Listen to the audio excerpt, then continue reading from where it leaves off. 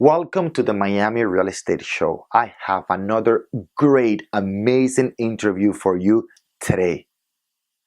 I had the pleasure to sit down with the chairman and president of Douglas Elliman, Florida, Jay Parker. What an amazing interview.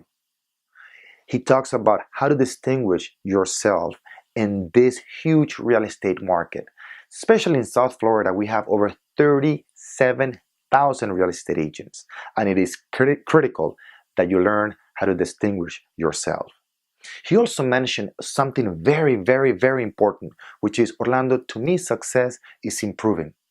If you made the same amount of money and the same number of closings last year than you make this year, to me, that's not success. You need to improve every single year. So don't be complacent. You need to make sure that every year your business is growing. He also mentioned a very good advice, especially for experienced agents and top producers. He goes like this: Orlando, every experienced agent and especially top producers need to be thinking on a daily basis how to get bigger, better, and stronger. An amazing advice, especially for the people that already have certain level of success. And finally, he says at the end of the interview, Orlando, this is a very, very opportunistic market. And the recipe for success is very simple. All you have to do is follow it. So without further ado, I leave you with Jay Parker, CEO of Douglas Elliman, Florida. I hope you learn and enjoy this interview as much as I did. Make it a very productive day, guys. Take care. This week's featured properties are a brand new custom-built $30 million estate by top producer Darren Tansey from Douglas Elliman, Florida Brokerage. Located at 6440 North Bay Road in Miami Beach, the home features over 15,000 square feet, open bay views, and a modern layout including 7 bedrooms on a 28,000 square feet lot. For more information about this amazing estate, contact Darren Tansey at 305-924-4100. And Verbiage, a $14,500,000 New Orleans-style 6,888 square feet estate with 135 feet of waterfront and prestigious Rio Vista, located at 1549 Ponce de Leon Drive in Fort Lauderdale, Florida. This gated estate offers 11 rooms, music room, men's club, wine cellar, high-tech electronics room, movie theater, elevator, and surround sound throughout. For more information about this great estate, contact Cheryl Hodor at 954-294-2244.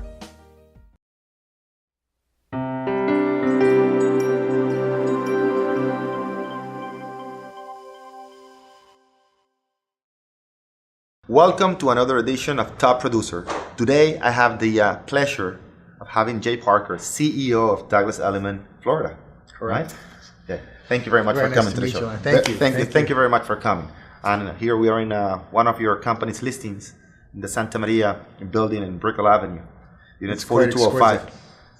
Very particular unit, right?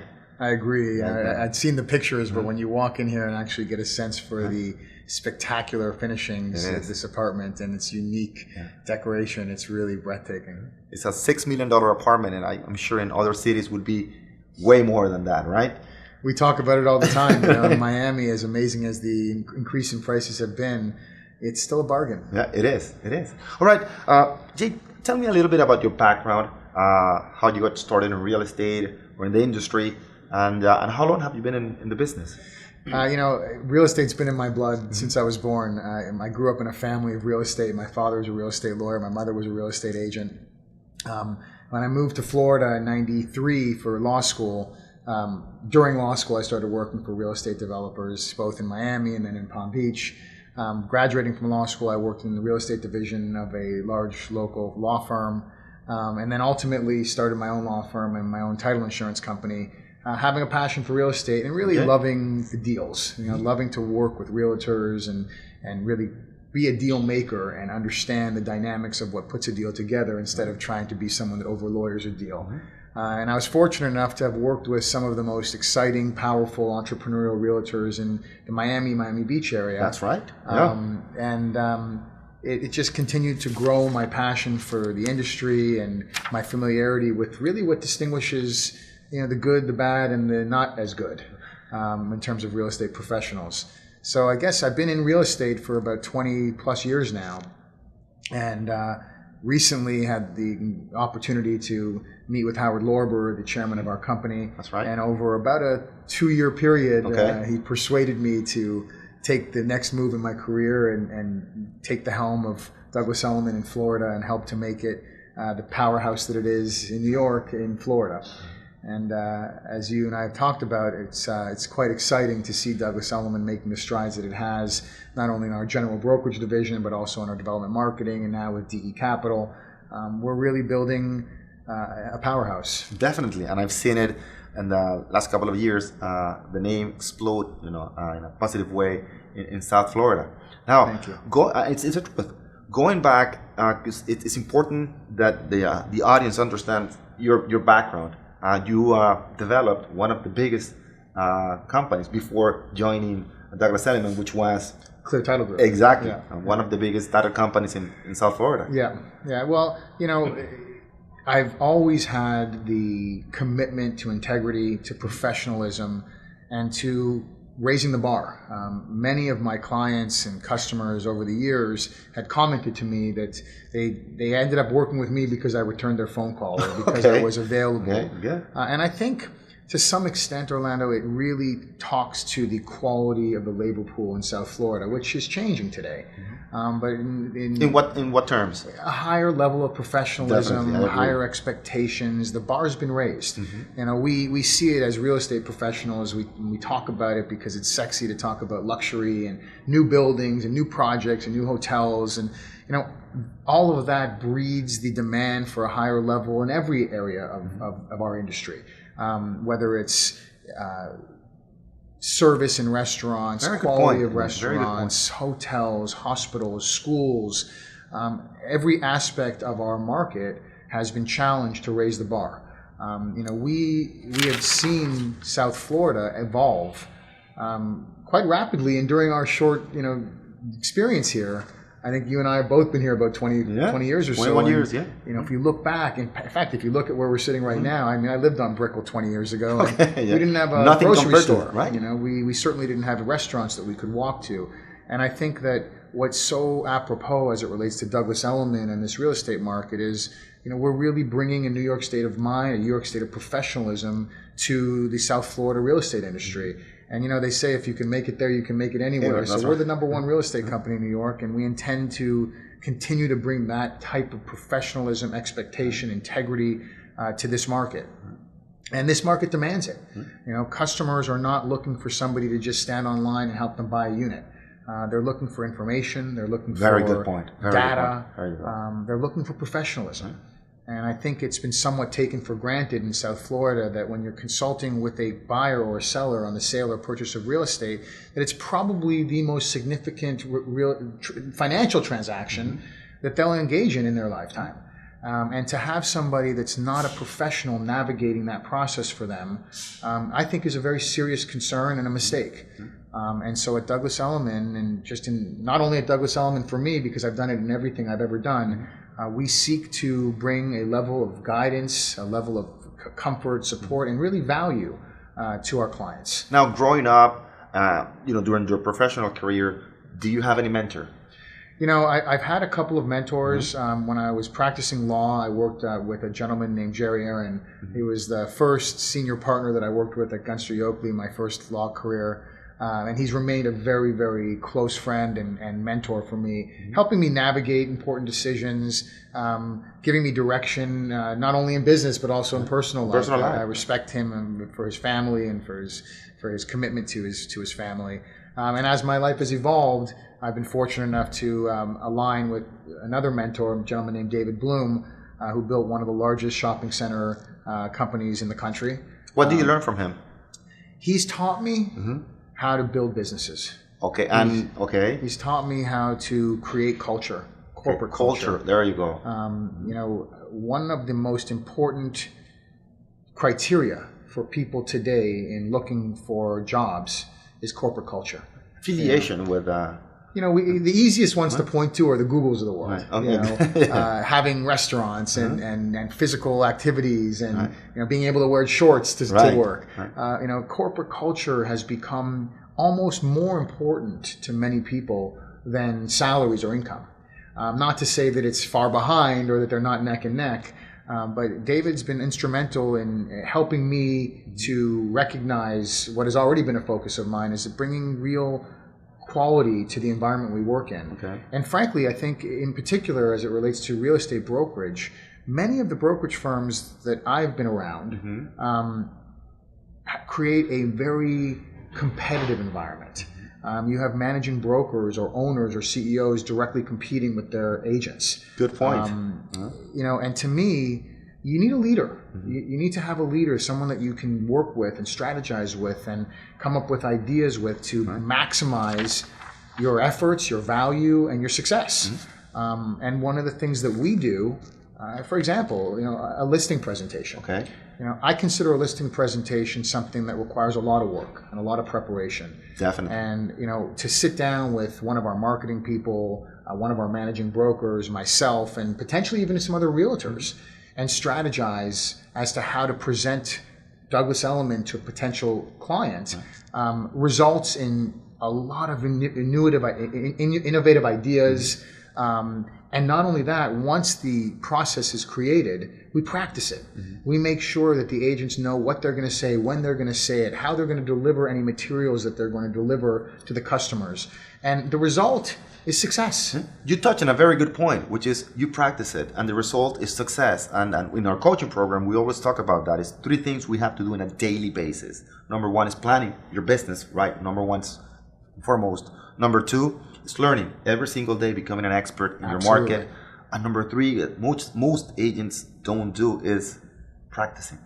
Practicing your presentation. It's your time to shine. Absolutely. And practicing your objections. And the more you do it, the more confidence you have, the more you can speak to your clients, the more the powerful message you can deliver to your clients. So practicing a presentation, it's key to your success in this business. Look, I also think that as we become a much more sophisticated society, good point. People look for what is going to distinguish you. And certainly we have a number of very, very significant, powerful real estate professionals in this market. And I take my hat off to them and I admire their success.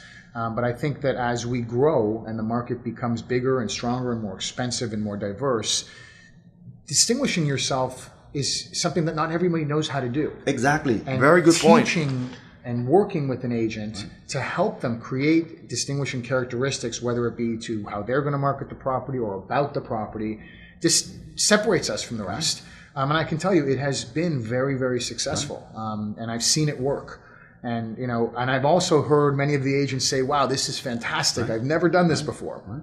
So I firmly believe that leveraging information, talent, and operating like a team gives us a critical, a competitive advantage, because I don't think a lot of the other agencies are doing this. And it's not easy. They're focused on their own revenue. Exactly. Just the bottom line. It's important to understand that in order to have success in this business, the first questions you have to ask yourself is, how am I going to differentiate from all the other 37,000 agents just in South Florida? Yeah, absolutely. What's my powerful message and what's really the value that I bring to the table?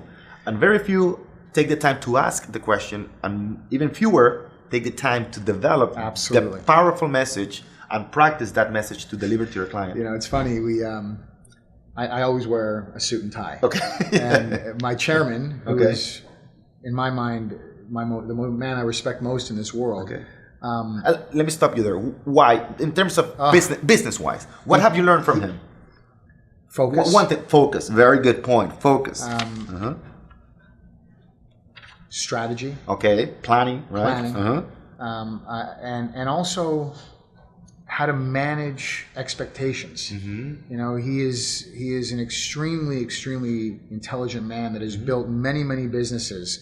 And he said to me from the very first time that we met that he knows it's going to take time for me to execute on this and to not get consumed with having to be successful quickly, but instead to build this right. And throughout the process, I can tell you that he has made himself available to me like a best friend. He is always accessible. He always returns my phone call. And most of the time picks it up on the first ring. Okay. And to work with a man of his caliber, of his success, with his vision, and I will say that I think his vision is one of the most incredible components of what we have. And I'll explain to you what his vision is. But to work with a man like that and to be able to bounce ideas off him, and by the way, he doesn't tell me that I have to agree with everything he says. He always tells me to do what I want to do. But I always say to him that he's done this enough times to know what's going to work and what's not going to work. And there are times when I'll do something that he'll tell me he doesn't think is the greatest idea. But to learn from a man like that and to be able to bounce ideas off him on a daily basis is an extraordinary opportunity. So focus is one of the main... Absolutely. Right. And I'll give you examples. Right. You know, we've had opportunities as our brand has become stronger and stronger to go into markets that we're not currently in. Okay. And, you know, Howard was very specific in saying to me, you know, if you're going to go into the Orlando market, no pun intended. If you're going to go into the Orlando market, how often are you going to go there, Jay? How often are you going to travel there? How are you going to be able to manage the growth of that market when you're so busy managing what's happening from Palm Beach to Miami? You really need to focus on not only critical mass and your effectiveness in those markets, but also understand, and this is where his genius comes in. He's been very particular in putting Elliman in markets where we know our customers already move. And it's an interesting thing for all realtors to think about. So we know that New Yorkers come to South Florida. Okay. We know that people from California come to South Florida. We know why they're coming, and we know that they're going to continue to come. So to put offices in markets where we can generate branding recognition, have people understand who we are, know the quality of our company, will make it easy for us to exchange business. Furthermore, because we're one company, we're not a franchise. So everybody knows that there's a level of accountability that doesn't exist in some of these other brands that we know about here. So when we refer a customer to New York, that customer is going to be treated in a way that's consistent with what we do in Miami and consistent with what we do in Los Angeles or Long Island or Connecticut. And now with our affiliation with Knight Frank, the decision to affiliate with a company of that caliber was mutual. They wanted to work with a company in the United States that brought the same level of professionalism and integrity to the business that they have in the rest of the world, Europe, Africa, Asia, Russia. And it's interesting because as we've molded together as a company, you can see that the culture they've created is very similar to the culture we've created. And I think that's why we've molded together so well. And I think that, you know, when you talk about where people move, you asked me the question, it's important that you can service your customers in all of the markets that they're moving in. Just so happens that New York and Miami are today and projected to be for the next 10 years some of the most exciting markets in the world. The Knight Frank report shows that. Absolutely right. You know, New York and London pretty much go neck and neck for number one as the most significant real estate markets. Miami's number 7, number 8 exactly in the next 10 years. Yeah, you've read it. Exactly. And I think that is the client we want to focus on. These types of properties are the types of properties we want to be selling. Not to say that we don't have clients that are selling $200,000 units or buying $200,000. We do, obviously. But we apply the same level of professionalism, whether it's a $200,000 unit or a $20 million unit. And I think that paradigm, that shift in paradigm to becoming a consultant, an advisor, a source of information, is going to distinguish us. You know, and you mentioned, we talked about, you know, the 3 points that you bring to realtors and all the presentations that you give to them. You talk about knowledge. And so many times I've heard stories or witnessed agents bringing their client to a particular building or market, and they don't know that market. They don't know where the local schools are. They don't know where the local restaurants are. They don't know who the mayor is. They can't give their client information about the market. That's crucial. It's crucial and it's critical. It's the way we teach our agents in coaching. It's the only way people will do business with you, and the only reason you do business with people is because you trust them. Absolutely. All right?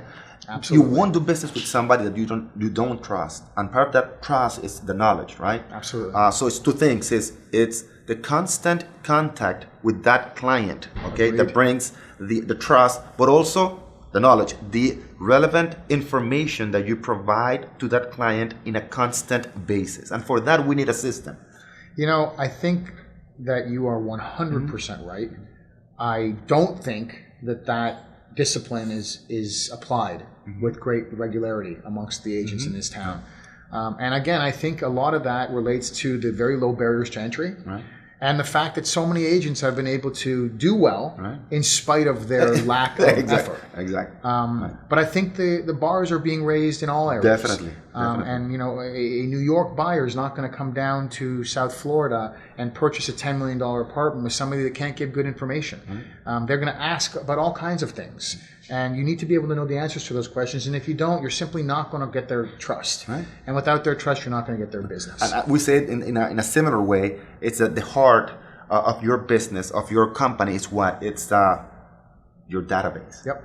But it's not only how large your database is, it's the relationship you have with that database. And you can strengthen the relationship with that database without the proper knowledge. Listen, we invest a tremendous amount of time, effort, and money in producing our quarterly reports.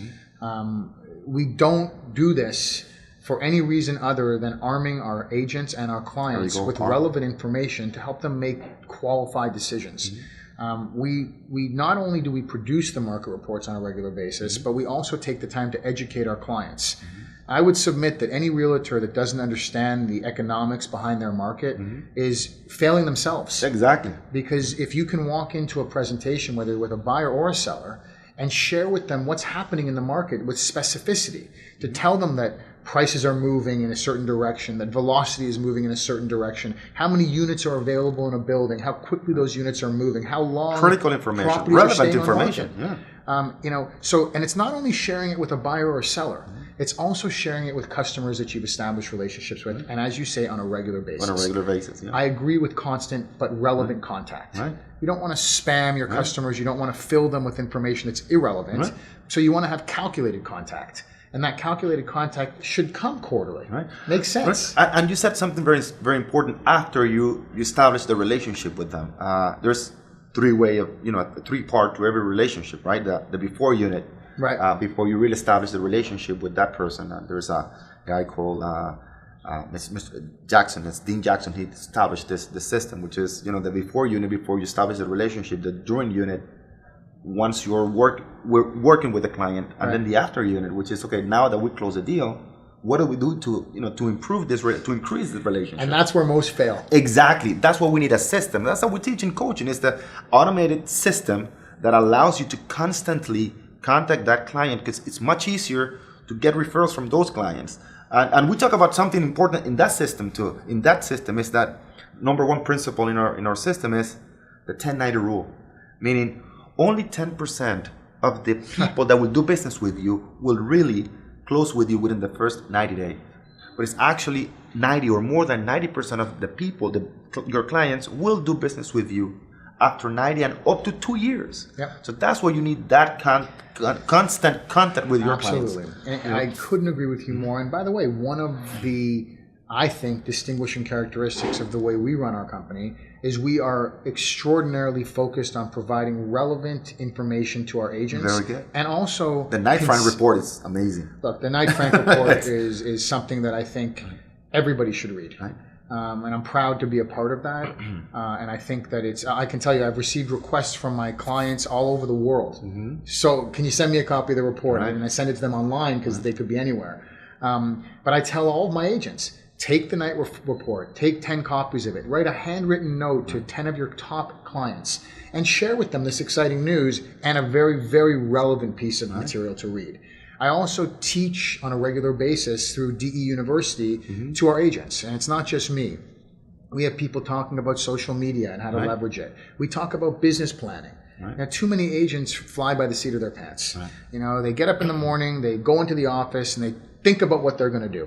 But they don't have a plan. Right. Planned learning and practice. There you go. They don't have a plan. So having a business plan is crucial. Right. I've met with so many agents over the last year, and certainly over my career, thousands. And it's interesting to me to see those that succeed are constantly improving their numbers every year. Yeah. Doesn't matter whether we have a good year or a bad year. I agree with you 100%. There's transactions. Yeah. And if there's transactions, there's commissions to be earned. We've had some of our best years in the worst years of the market because there's a lot of transactions. Right. And as real estate professionals, it's incumbent upon us to enhance our knowledge all the time through education. And then once we have the education, it's through implementation. Right. And too many agents don't take the time to implement strategies and implement business plans and think about what they're doing and if it's actually working. Right. You know, I see so many postcards come to me, and I speak to all of the agents out there. Pay attention to the mailers that you send. Very Take good a point. look at what the finished product is, and if it doesn't represent professionalism and perfection, don't waste your money. Right. I've seen mailers come to my house, and I look at it, and the agent's picture's cut off, the spelling mistakes in the language, and all they did was show a picture of a home. Right. What do I care about the home you just sold? You touch in very, very, very important, two important points. Number one is the planning, right? And we go through 4 steps in the program. It's first of all, you need to plan. Yeah. But after the plan, you need to prepare for that plan, right? And then you need to execute on that plan we just touch about. And then review that plan so you can improve it. You just said it. Regularly. Regularly. So it's just planning, preparing for that plan, then executing on that plan, and finally reviewing what went right and what went wrong. Now, you also mentioned something about postcards, but it can be a postcard, it can be a website, it can be any type of marketing material. Absolutely. This is the 4 characteristics of every single, the regular mailers that you see. Right. Picture profile, beautiful picture profile, right? The panoramic view of a listing just sold or just listed, or the city. The slogan of the person and the contact information. Every single time, there is no value, there is not an offer. The agent is available, but there's not an offer for the buyer or seller to be compelled to contact that person. And most people don't understand that. You know, our managing broker was a very, very successful agent for many, many years. Tom Bryan. Tom Bryan, yes, definitely. And he had told me several times about, he tells all our agents about one of the most successful marketing initiatives he ever engaged in, which was a recipe. Okay. Yes, I remember this story. It's a very simple concept. I remember that. If I send somebody a picture of a home I just sold, what am I really doing? Number one, I'm talking about yesterday's news. I'm talking about myself. My sale. And, you know, you're one of 35,000 people doing something that's pretty similar. Exactly. If you send somebody a recipe from a local restaurant that they really want, that everyone knows is a good dish, they might look at that. Right, exactly. You know, when they look at what is otherwise classified as junk mail. Yes. Yeah. We had an agent in our office send around the schedule for the World Cup.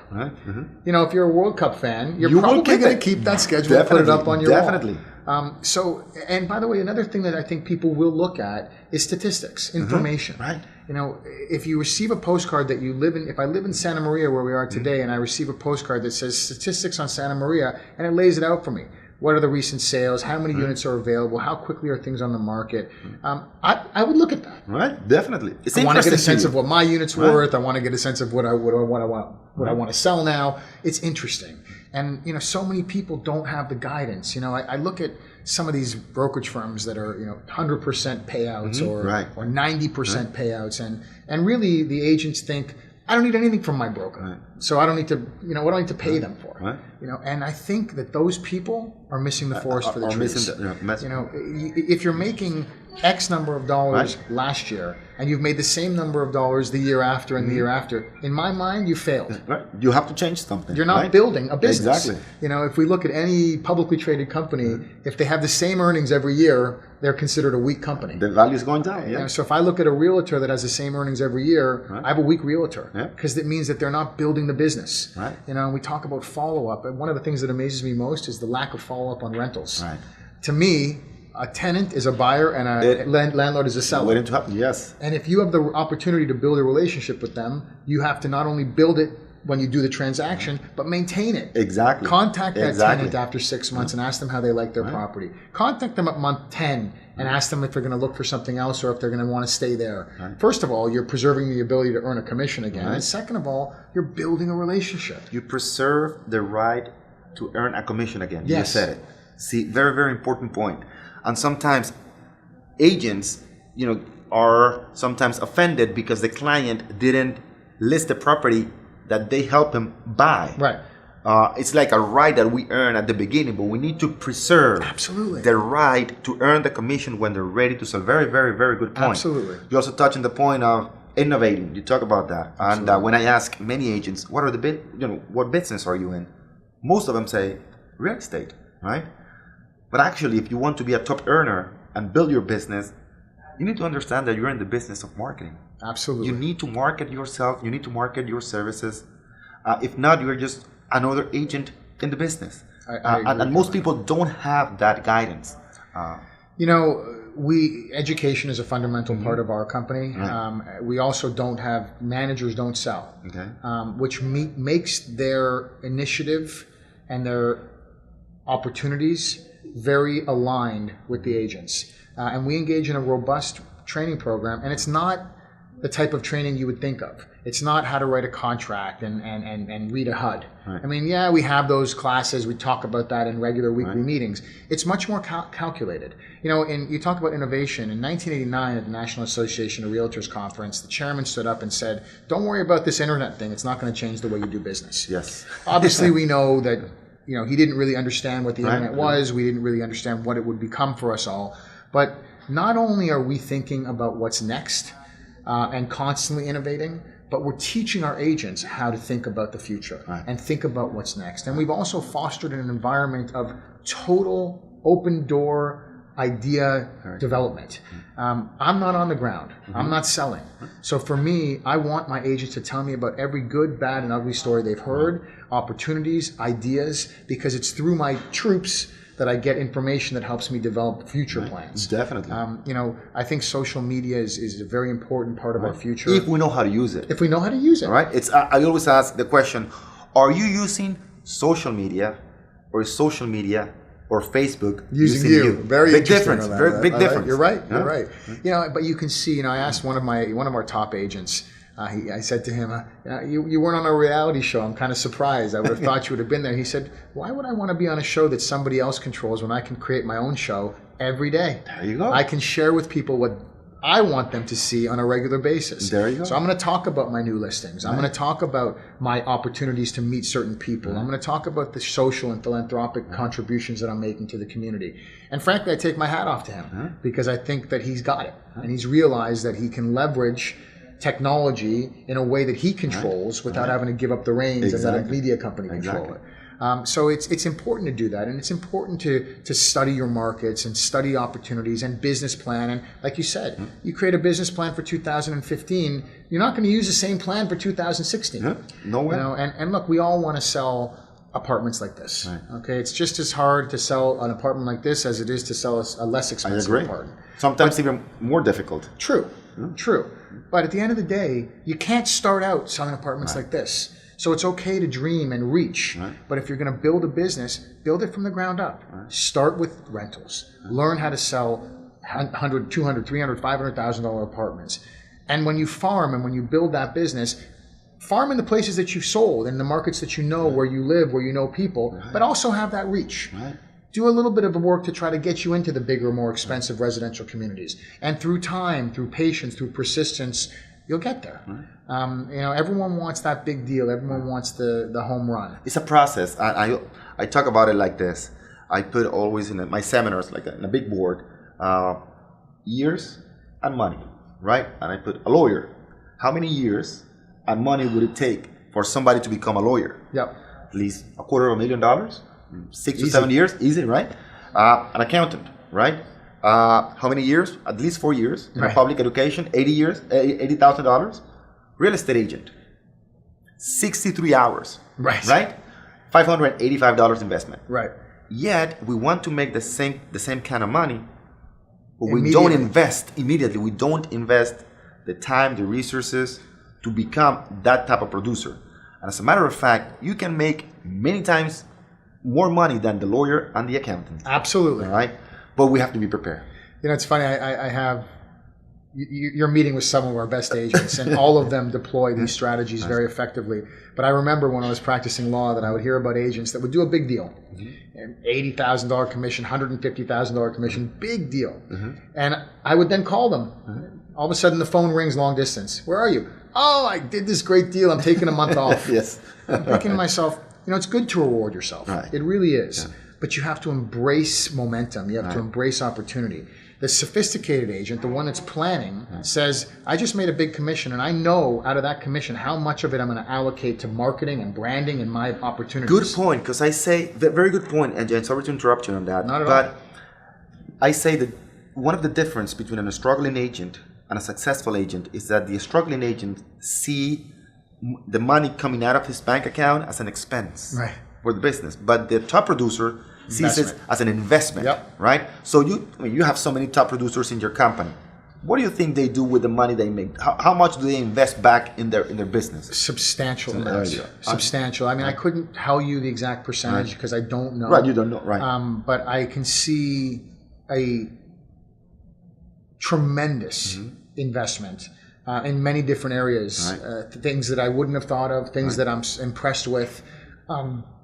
Recently, I've had 2 of our agents produce their own magazines. Imagine. Not only an advertisement, but a magazine. And they were done with extraordinary professionalism.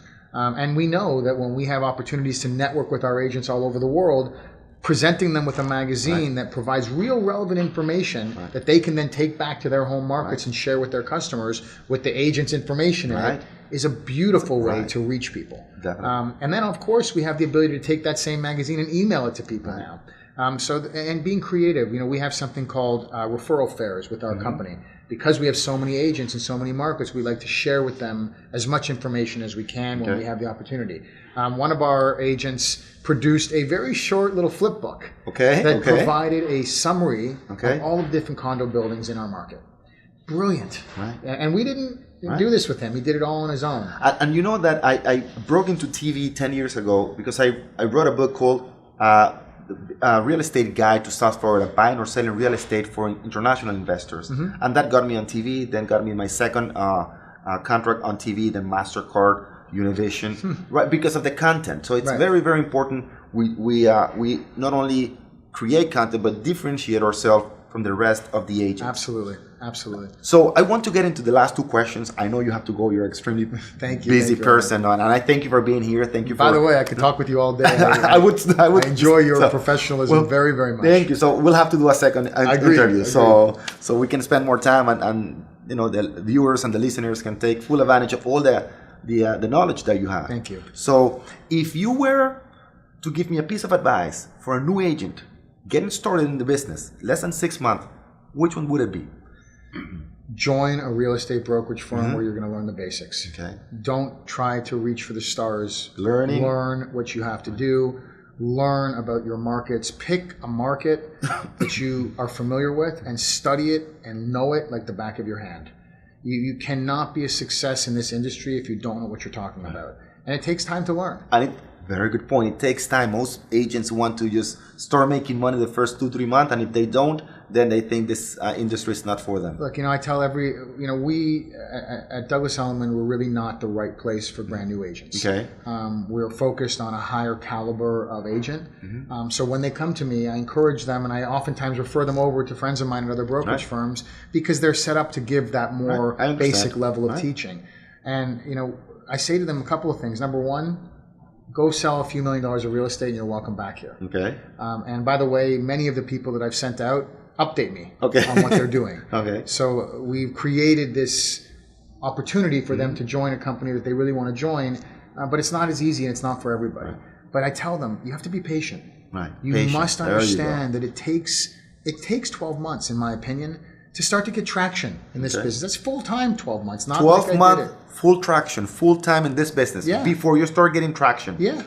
I mean, you can. You should. It can happen do some business, and you can. But get it's lucky important and to you can understand, have fun. But to me, a year of hard work, and you're starting to build your business. And it's the same with every business that you go into. It takes time to grow. I also tell people that you shouldn't be going into this business if you can't afford to be in it. It's a commission-based business. Very good point. It's a business. It's not a job. All right, and it's not a career. It's a business. Right. So and that's what I call this is a 1099 economy, not a W2 economy, right? And it's the result-based economy, not the effort-based economy. Exactly right. So you need to bring results. I tell people, save money. Whatever you're doing now, save up enough money that you have a cushion, so that you're not acting out of desperation or fear. You're acting on a plan, and you're able to execute on that plan. And we try to help people to execute when they follow a plan, but they have to be prepared to take that risk and invest in themselves. And if they're not prepared to do that, it's not the right business. It's not worth it, at the moment at least. They're going to end up making mistakes. They're going to end up compromising their clients. They're never going to really reach a level of success. Right. And if they're comparing it to another low-level, low-income job, I guess they can survive and be happy. But ultimately, for the ones that we want to see as more prevalent, stronger in our market, and certainly what we look to attract at Douglas Elliman, are business professionals. Now, before I ask you the last question, a daily habit, an exercise, a type of routine that you have to become as successful as you become. You built one of the most successful title companies in South Florida. So habit. Well, a couple things, and my life's changed. So it started off with fitness. Fitness, very good. Okay. I believe that Definitely. fitness is a very important part of my life. Right. I work out every day, and it just gives me a chance. And I don't bring my cell phone in. I don't have my headsets on. It just gives me a chance by myself to kind of organize my day. And I work out early in the morning, and it's my time. It's my hour to get myself organized in my head. And like I said, I don't look at anything else. I just work out. As my life has evolved, I've been blessed with twin boys. Oh, how old are they? They're 4. Oh, okay. And, so you're busy now. I'll tell you that now I start my day with kissing both my kids and my wife. You know what? But I'm going to take that habit. I think it's great. I wake up at 4 in the morning, so I don't think I can kiss my kids that early in the morning. But it's a great point. You know, if you sometimes I leave before they're up. I still go into their room and I kiss them both. Very nice. And it gives me the love and the passion to drive me through the day, and also know. I'll tell you one more secret. Okay. And also Please know do so. that I started my day with the right thing on my mind. Okay. And the other thing I do that I'll tell you, it's kind of embarrassing, but every single day that I'm driving to work, I say it out loud. Today's going to be a great day. There you go. There you go. Excellent. Now, whatever I'm doing, when I get into my car and I'm driving to the office, I say it out loud. Today's going to be a great day. And you know what? They're all great days. South Florida, 365 days of great weather. And great people. Right. And a very, very, very opportunistic market that I think we as professionals, and certainly knowing you better, Orlando, the lessons that you're teaching the realtors, it's a very, very basic recipe for success and one that many people can enjoy. Yeah. In fact, I tell so many young people that I meet today, become a realtor. Yeah, definitely. It's a great job. It's a great business. It's a great business. Exactly. It's a great business. When you are in New York, people talk about what? Stock market, right? When you're in finance, when you're in California, they talk about what? The entertainment business. Entertainment or Silicon Valley. Yeah. You come to South. It's real estate. It's real estate. You're in the perfect business, the perfect market, the perfect time. Agreed. But you need to be prepared. Agreed. One more question. Yes, sir. What would be a piece of advice for an experienced agent? Business plan.